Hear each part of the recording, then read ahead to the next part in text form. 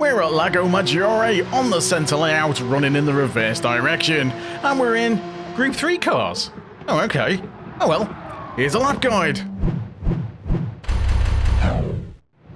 This week's Daily Race B looks to have been set up by the intern again, as we've got another weird combo. The centre layout for Lago Maggiore is a really short track, so you wouldn't normally expect to see the Group 3 cars on there, but that's exactly what we've been given. Due to the short layout, the times on the leaderboard are going to be really tight, so even a few hundredths of a second can make a huge difference to your qualifying position. So with that in mind, let's go straight into the lap.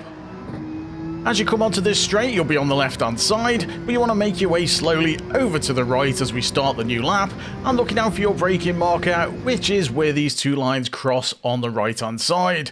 Depending how much speed you've carried onto the straight, either brake just before there or as you hit it.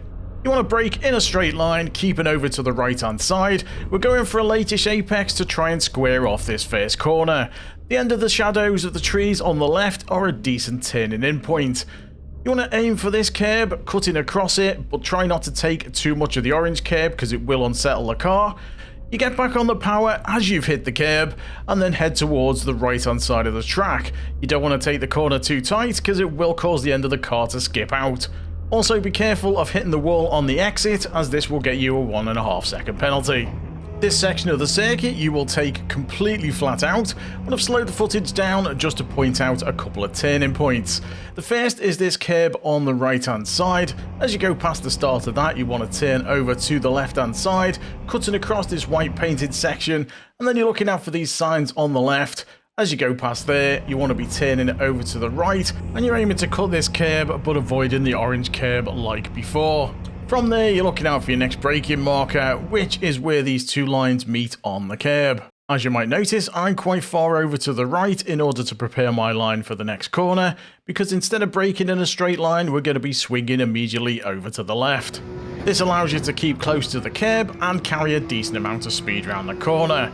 Once you see this orange barrier on the left, that's your next braking marker. Brake as you hit that, and then keep really tight to this curb all the way around until you see this grid marking on the floor. It's opposite the tree and where the fence starts. As you go past that, you want to be turning in and cutting across this curb, getting on the power as early as possible, being really careful not to hit that wall on the exit. And then it's across the line to complete our lap in 44.459. At the time of recording, this was the 69th time in the world, but it was Monday lunchtime, so it's likely to be much lower by now, and I cannot confirm nor deny that I refreshed the leaderboard several times before recording this clip.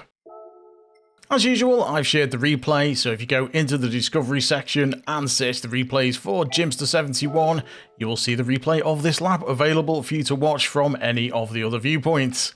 You can also use my lap as a ghost in your own qualifying if you add it to your collection. I've done full instructions on how to do this in another video, which I will link to down in the description. So that's all for this lap guide. Don't forget to leave a like if you found it useful, and if you've got any questions, put them in the comments and I'll do my best to answer them.